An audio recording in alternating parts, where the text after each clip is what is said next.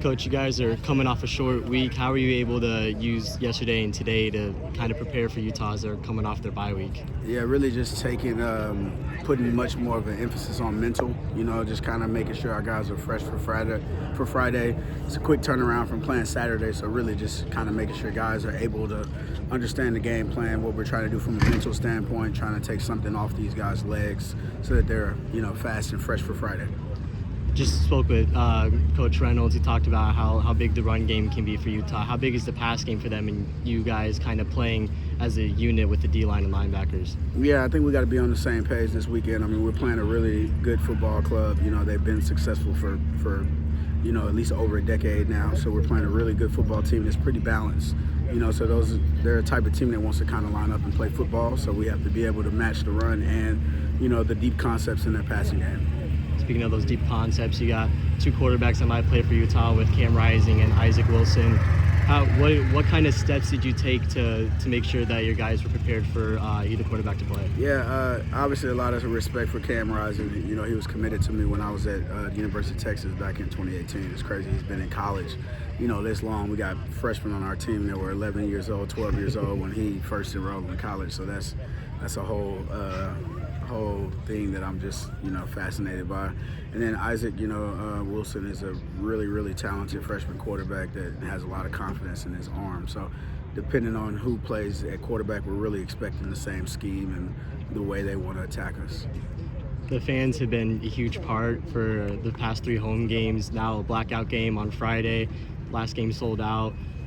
How big of an impact do the fans make for you guys when you're out on the field on a big third down? Yeah, I mean, their energy is infectious. The players kind of vibe out off the energy, feed off that energy. So, I mean, the game day atmosphere here this season for all of our home games is a big reason why, we're undefeated at home. So just to have those fans bring that energy and make it a little bit chaotic in that stadium, especially when we're on the field playing against an offense, it's a great feeling to have. So hopefully we can continue keeping that going.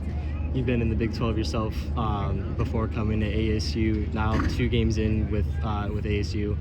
What have you seen from the Big 12 that you sort of remember from your time before? Yeah, I mean, it's always a 4-quarter game in the Big 12. A lot of these games come down to the final few possessions. So just getting our guys to understand how to finish, that's going to be the way that this league is going to be for the next, for the foreseeable future. You got a lot of parity in this league. You got a lot of teams, they're really pretty much neck and neck, but who's going to execute, who's going to finish, who's going to limit mistakes, that's going to be each week from here on out for the rest of the season. Yeah, you talked about it being a 4-quarter game. Last game we saw kind of the offense and defense feed off of each other's energy. You guys were able to get Kansas offense back off the field and able to get the offense for you guys back on the field to put up some more points. Now 5 games through, how do you feel like the 2 units have kind of built their chemistry together? Yeah, I feel like, after this game, after the game Friday, it'll be like the midpoint of the season. So to see where we were last year, to see where we are now, it's encouraging.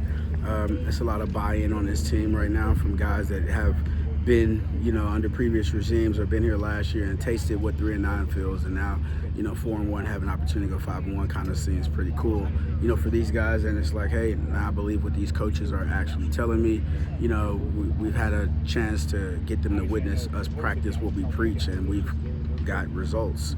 So the buy-in from where this team is now, is pretty much the foundation Coach Dillingham wants here and what we're trying to build towards for the future. Yeah, it seems like a lot of the guys are buying it. I saw Scatterboo and some of the defensive guys chirping back at each other during stretches.